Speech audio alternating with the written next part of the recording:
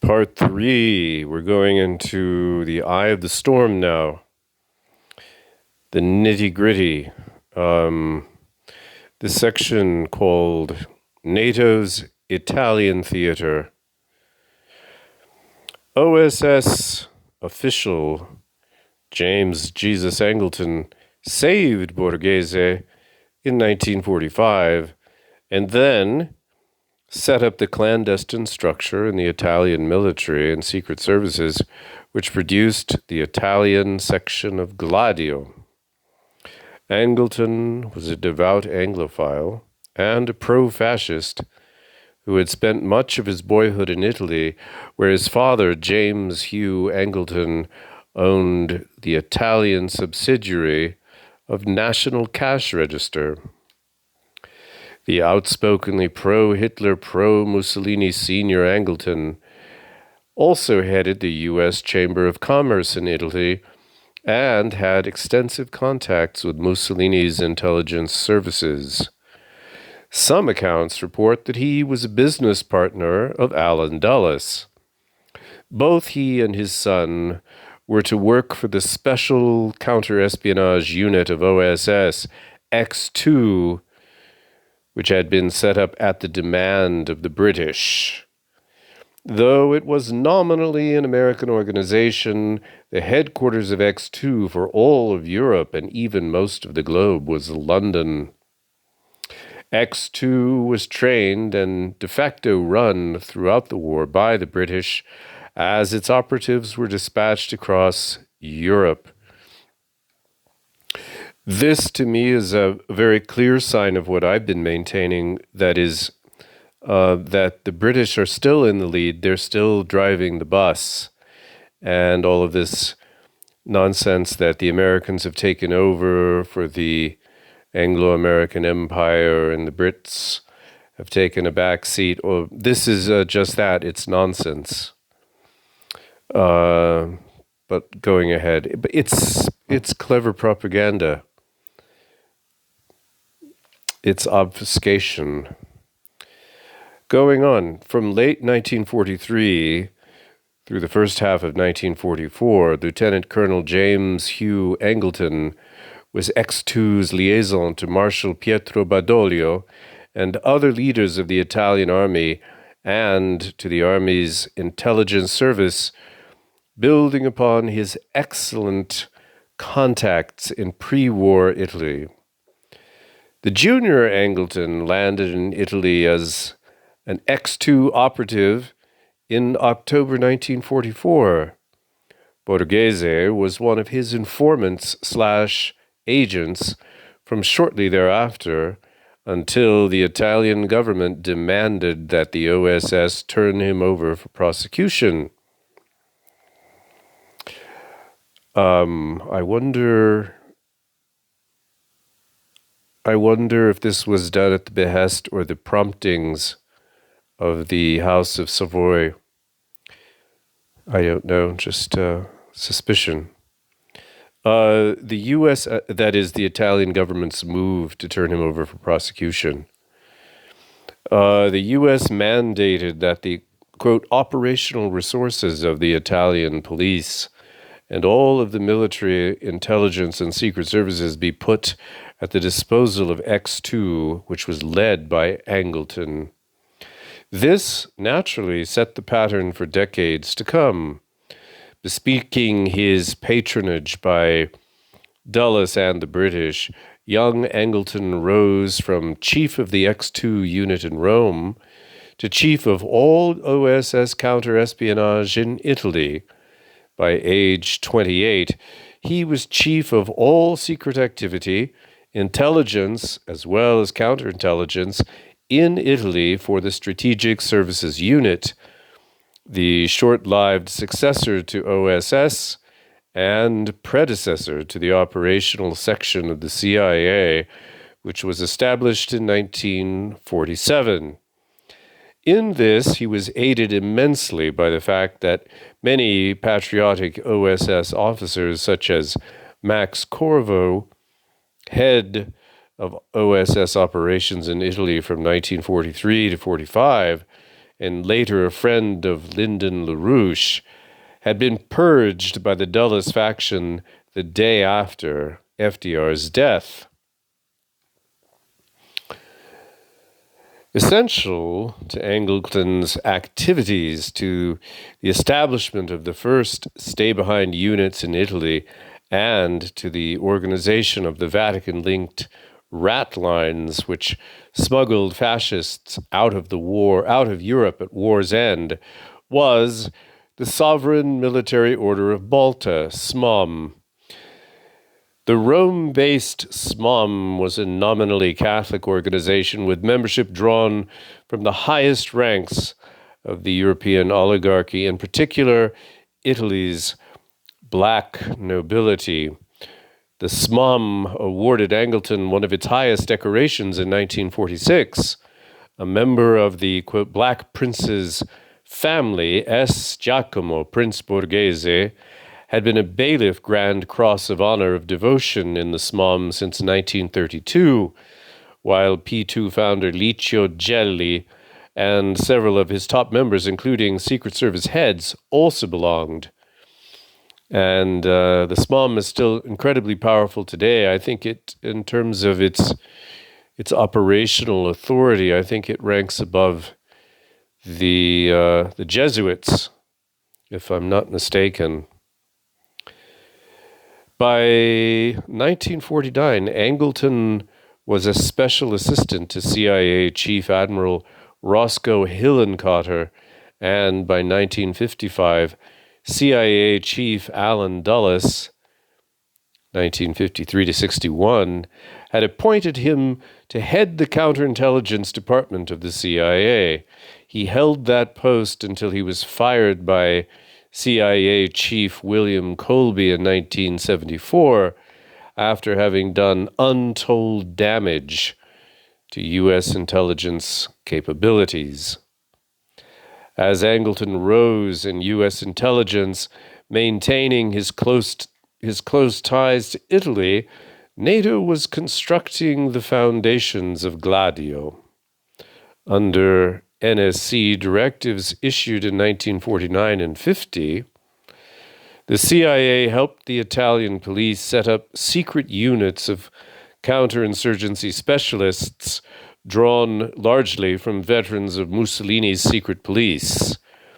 A new military intelligence agency, SIFAR, S-I-F-A-R, was organized under the direction of a covert American intelligence operative, Carmel Offee, or is it Carmel? I don't know. I've never seen that name before.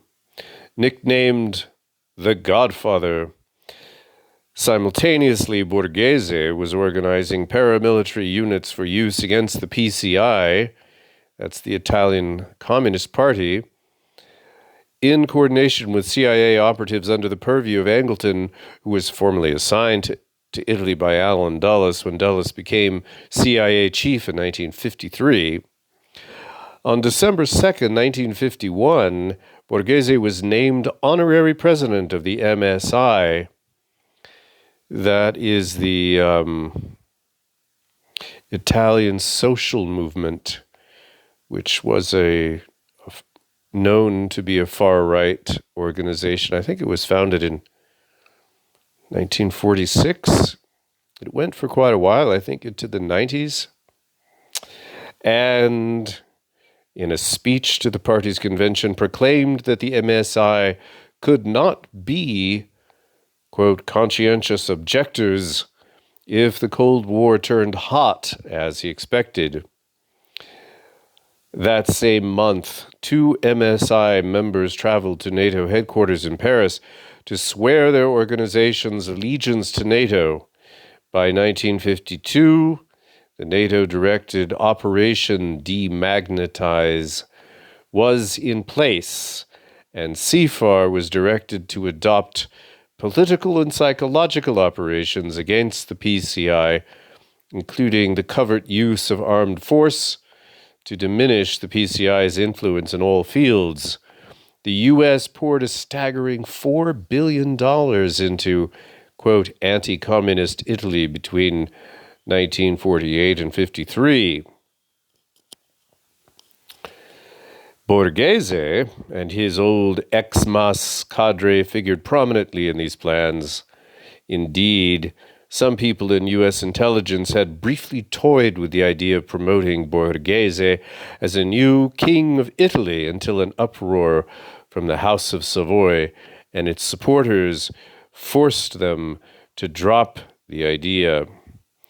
I wanted to jump down here to this note because it's quite interesting, hearkening back to a previous video on the covert alliance between elements within KGB and in British secret intelligence. It says here, Angleton and his associates in the OSS CIA had a lifelong fascination with the Trust. We've talked about this before. The joint Anglo-American/Soviet intelligence operation, which featured the use of double and triple agents.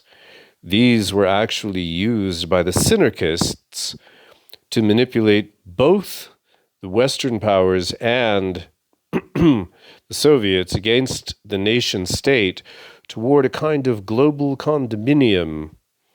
It is not accidental that the legendary CIA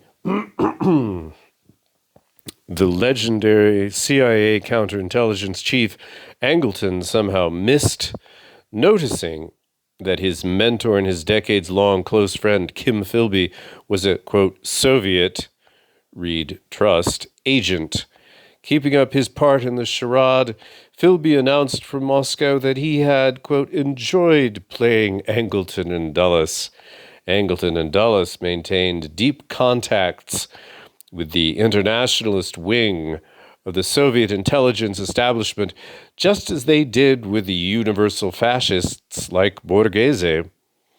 The shared goal was the destruction of nation-states in favor of a world imperial rule. Many of Angleton's fascist assets in the post-war era turned out to be Soviet assets as well. Fascinating stuff. I think something about this reminds me of reading somewhere that was FDR had also planned to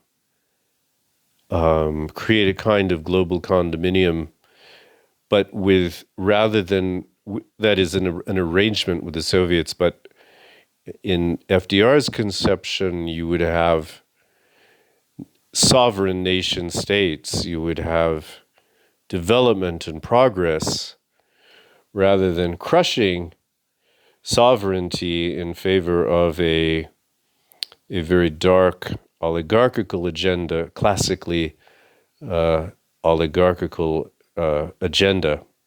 So we have these two visions side by side competing with very different conceptions of the world. Okay, so jumping back here. Indeed, some people in U.S. intelligence had briefly toyed with the idea of promoting Borghese as a new king of Italy until an uproar from the House of Savoy and its supporters forced them to drop the idea. This, to me, is also very a telltale sign that gives me more, maybe more ammunition in arguing that we do live in a feudal world. And when you have the House of Savoy telling U.S. intelligence, perhaps telling CIA, no, you're not doing that, you get a better sense of the true power relations in this world and who's really in charge. You know, the Borghese is also today very, very powerful family. I think the last installment of this series, I'll go into just how powerful the Borgheses are even today. Anyway, House of Savoy forcing U.S. intelligence to drop this idea of installing Junio Valerio as king of Italy. Absurd idea. Absolutely tone deaf idea.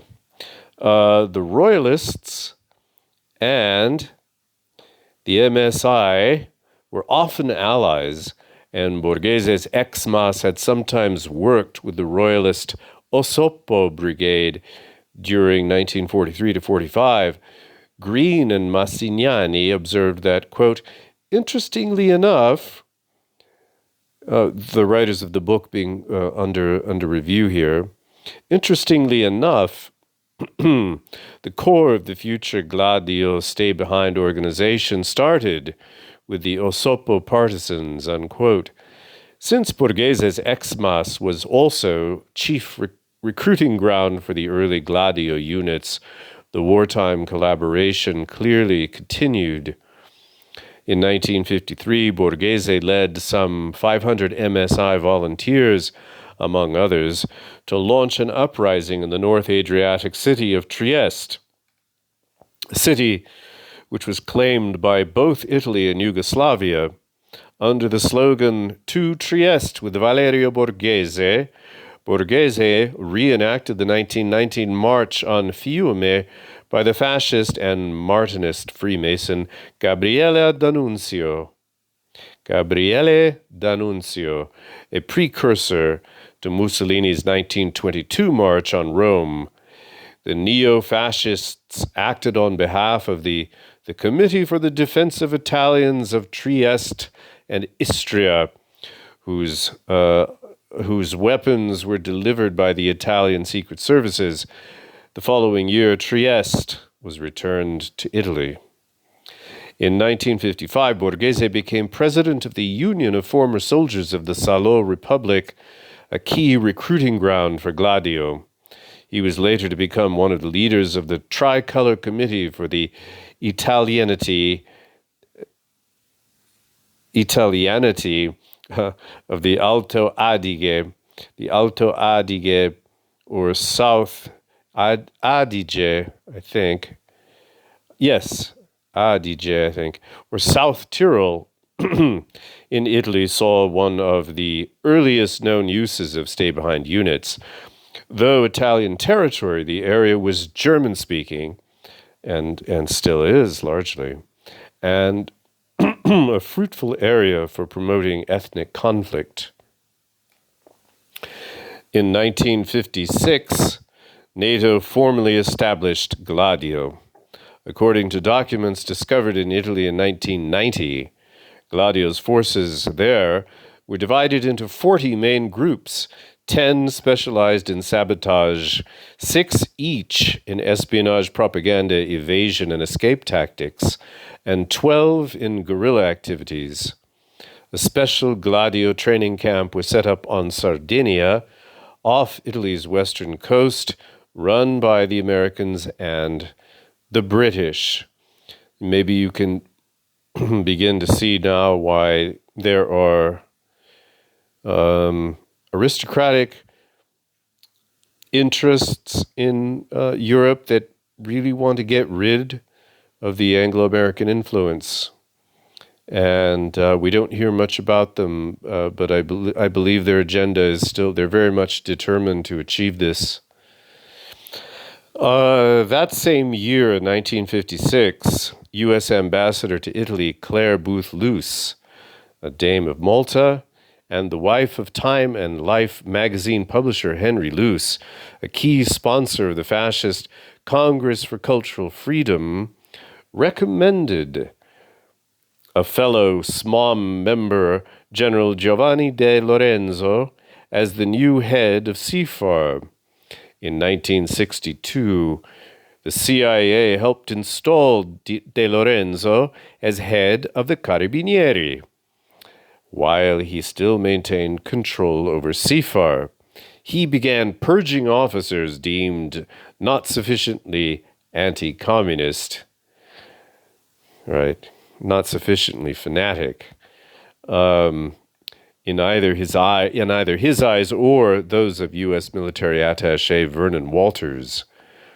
CIA Rome Station Chief William Harvey, meanwhile, was recruiting action teams to throw bombs and attack leftists. These teams launched an attack on a peaceful demonstration in Rome in 1963, leaving 200 people injured and heavy damage to part of the city. The action was later linked to Gladio in testimony by a general of the Secret Service. In 1963, Borghese became president of the Banco di Credito Commerciale e Industriale, a very high-paying ceremonial post, quote-unquote ceremonial post, which was designed to build up his capabilities. The bank had been the very first one owned by the Sicilian financier Michele Sindona, a fascist during World War II.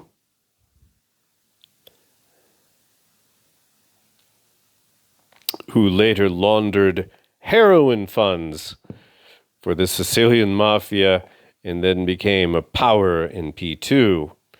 Borghese's bank was involved with a, quote, vast sector of conservative economic interests, including the son of Dominican Republic dictator Rafael Trujillo, Franco's Spain, and reactionary circles in the Vatican. Excuse me.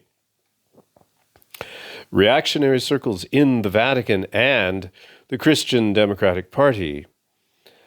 Ultimately, the bank collapsed, but Borghese got off almost scot-free. What is significant, write Green and Massignani, is that Borghese clearly had many contacts on a national as well as an international scale. These connections extended to very high levels. It also appears that the financial wherewithal that he needed to survive may have come from such sources after the end of the war. The authors also note that his career closely parallels that of former SS Commando Otto Skorzeny in Spain. Series of coups. From 1962 to 64, the Synarchy initiated a phased change in international affairs with the Cuban Missile Crisis, the assassination of President John F. Kennedy and Enrico Mattei, the attempts on France's President Charles de Gaulle, and the launching of the war in Vietnam, and the youth rock, drug, sex counterculture, among other things. Italy was not exempt. So with the counterculture, we do bring in Tavistock, which is the main instrument in making that a reality.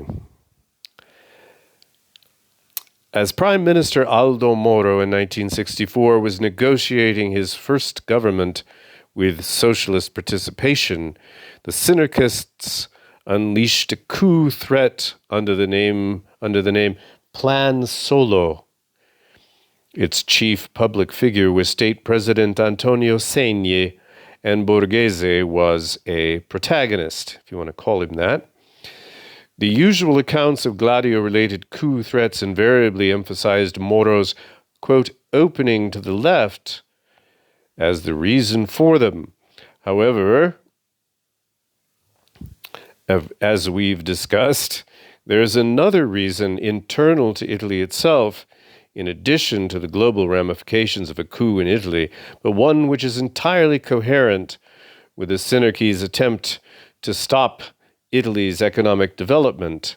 This other dimension emerges clearly in the account of Plan Solo by EIR, Executive Intelligence Review, Counterterrorism and Italian Affairs expert Claudio Celani.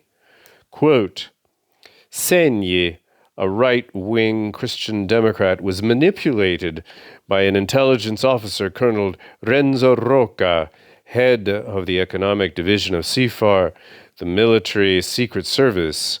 Rocca, who, after his stint at CIFAR, went to work at the automaker Fiat of Turin, of the oligarchical Agnelli family, reported to Segni that the financial and economic establishment predicted a catastrophic economic crisis if the socialists joined the government. In reality, a few large monopolies in the hands of the same families who had supported Mussolini's regime feared that the new government would introduce reforms to break their power in real estate, energy, finance, and economic planning, unquote. Advised by Rocca, Segni called the head of CIFAR, General Giovanni De Lorenzo, and asked him to prepare a list of political leaders to be rounded up in case of an insurgency. De Lorenzo prepared Plan Solo, which included a list of 731 individuals to be interned at the Gladio camp in Sardinia. Green and Massignani observe, supporting the Carabinieri were politically sanitized civilians, largely made up of former Decima Mas, paratroopers and soldiers and sailors of the RSI, Salo Republic. Borghese was De Lorenzo's friend and was scheduled to personally participate in the coup, according to Remo Orlandini, a top Borghese collaborator and heir to a shipbuilding empire. The coup did not eventuate, leaving a very angry Borghese. There's some other interesting articles related to why this coup fell apart, why it didn't happen. And I think the decision for this was made in London. In early May 1965, a meeting took place at the Parco dei Principi Hotel in Rome, which Italian prosecutors considered the planning meeting for the 1969-74 strategy of tension. It was sponsored by an institute run by the chief of the General Staff of Italy's armed forces on the theme of revolutionary warfare. Participants plotted how the alleged threat by the PCI must be forestalled by counter-revolutionary war. The PCI's vote totals were generally rising through the second half of the 1960s. Present were leaders of the fascist terror groups Avanguardia Nazionale, AN, and Ordine Nuovo, ON, pro-fascist journalists, the military, and various secret services. One of the fascist journalists present was Guido Gianettini. I don't speak Italian, okay? Guido Gianettini, also an operative of the Italian Secret Services, who 4 years earlier had taught a seminar at the U.S. Naval Academy on the techniques and prospects of a coup. Though Borghese himself was not present, his lieutenant Stefano Delle Chiaie, the nominal chief of AN,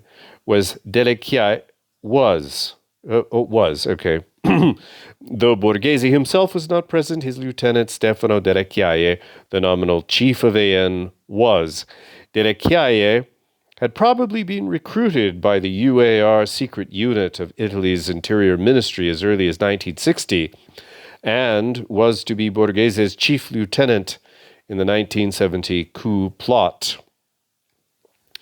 During the 1960s, through his coup attempt in 1970, Borghese either founded or was intimately involved in at least 3 fascist terror organizations, Delle Chiaie's AN, the ON, and the Fronte Nazionale, FN, which Borghese founded in 1968 for the sole purpose, according to a document of SID, as CIFAR was renamed after 1965, quote, to subvert the institutions of the state by means of a coup, unquote.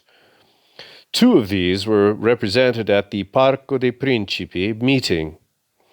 All 3 were run by operatives of NATO or Italy's clandestine services, notably the UAR and the CIFAR/SID. Borghese Lieutenant Delle Chiaie was almost certainly a UAR agent and, quote, AN itself was suspected of being the creation of UAR, unquote. Green and Massignani report that, quote, Many members of the FN, ON, and AN had been trained in disinformation and guerrilla warfare at the special NATO camp in Sardinia, unquote, while ON bomber Vincenzo Vinciguerra charged, very famous character in all this, charged that the, quote, right-wing movements such as AN or ON were not only connected with Italian and NATO secret services, but manned by them, unquote. NATO interventions were not limited to Italy. In Greece in 1967, despite a wave of terror, the center of left-center union under former Prime Minister George Papandreou was expected to return to power. On the night of April 20th to 21st, 1967, the Greek military pulled a coup. It involved the Greek Stay-Behind Army, LOK, and was based on the Prometheus Plan, a NATO contingency plan for combating a, quote, communist insurgency, unquote. The coup was partially financed by P2's Michele Sindona, and before long, Italians were being sent to Greece for paramilitary training. By 1968, Gladio had stepped up his training at the NATO base in Sardinia. Quote, within a few years, 4,000 graduates had been placed in strategic posts. At least 139 arms caches, including some at Carabinieri barracks, were at their disposal, unquote, reported Arthur E. Rouse, who has examined Gladio's Italian operations in depth.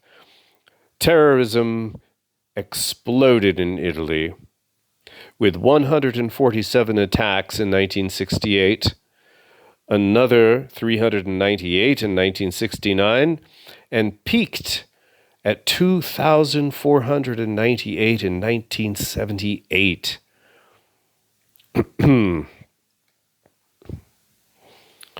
Which was the year that Moro was kidnapped and assassinated. Borghese's efforts were a key part of this. One of the first members of the FN, Borghese's project for a state, quote, beyond the center, right and left, was P2 boss and Knight of Malta Licio Gelli. Like Borghese, Gelli had fought for Franco and Mussolini and was recruited by CFAR in the 1950s.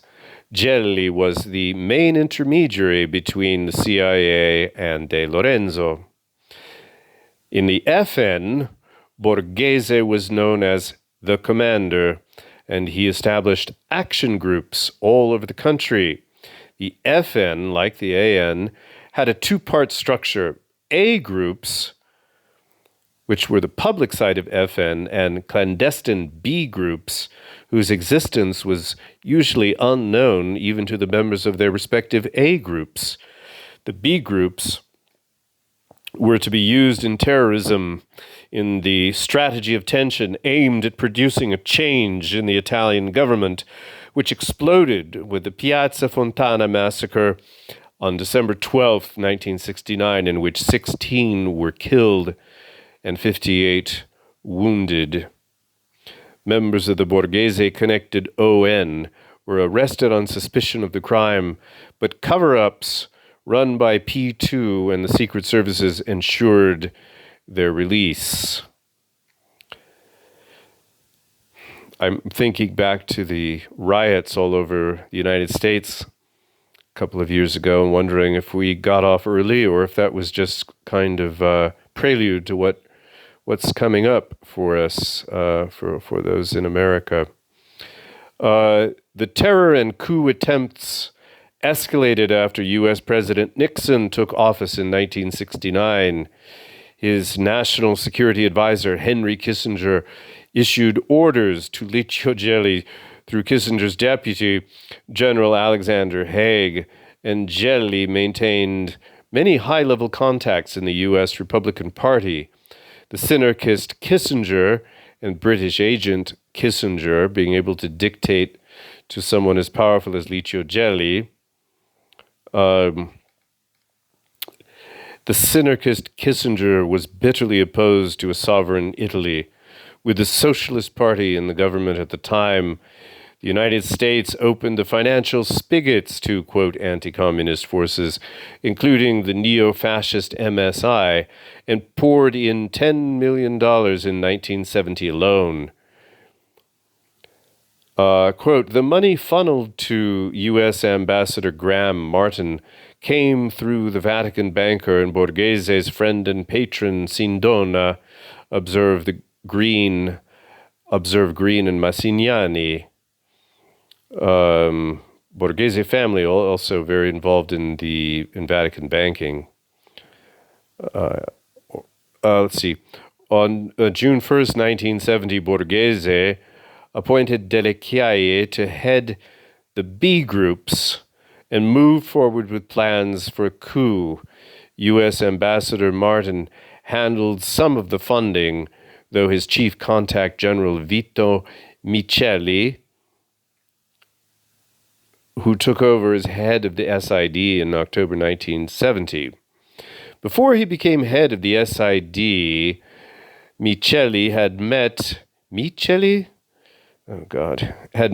with Borghese several times at the home of Remo Orlandini, Borghese lieutenant and shipbuilding heir. Martin was no ordinary diplomatic appointee. The fiercely right-wing Colonel Martin had just come from the embassy in Thailand, where he had strong-armed the Thai government into joining the United States in Vietnam, and he would leave Italy in 1973 to take up the post in Saigon. During 1970, Martin maintained multiple liaisons with Borghese, including through FN operative Pier Talenti, who owned a bus company that would be utilized in the coup attempt, and through probable CIA operative Hugh Fenwich, who was meeting with Orlandini. Here we have the Italian Communist Party's newspaper reports the Piazza Fontana massacre of 1969, the opening shot of the Gladio Run, strategy of tension. Orrendo attentato a Milano, 13 morte e 90 feriti. So that's terrible attack in Milan, 13 dead, 90 wounded. Tre bombe esplodono nel centro di Roma alla stessa ora, 16 feriti. So 3 bombs in the center of Rome explode at the same time, 16 wounded. Appello della direzione del PCI alla vigilanza e all'unità. So the directorate of the PCI is urging vigilance and unity. L'attentato è stato ispirato dai nemici dei lavoratori. So the attack is inspired by the enemies of the workers. So we don't know how much of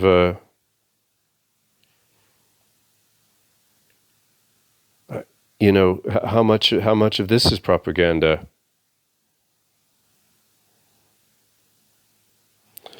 How much of the PCI propaganda wing, to what extent was it in sync with the propagandists who are running the whole show?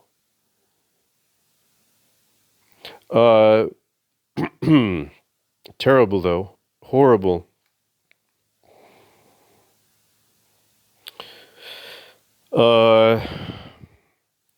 Borghese set up the political and military headquarters for the coup in Rome, the military one at one of Orlandini's shipyards. On the night of December 7th, 1970, a group of 50 AN paramilitaries led by Delle Chiaie was let into the Interior Ministry's armory at the instruction of Angleton's old recruit, UAR head Federico D'Amato. According to newspaper accounts, Angleton himself arrived in Rome just before the coup attempt and left just afterwards. Other troops moved into place in Rome, Milan, and elsewhere, and the mafia in Calabria was scheduled to don carabinieri uniforms and play a role. Borghese prepared a statement to be read on TV to justify the coup, and he intended for Italian troops to be sent to Vietnam.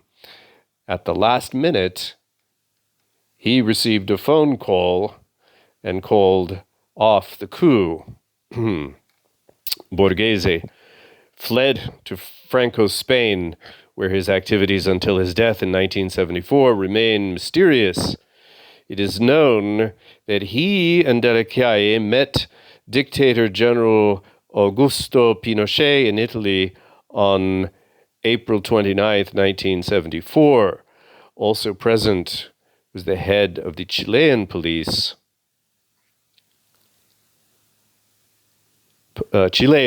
intelligence, Colonel Jorge Carrasco, a protagonist in Operation Condor's tortures and murders.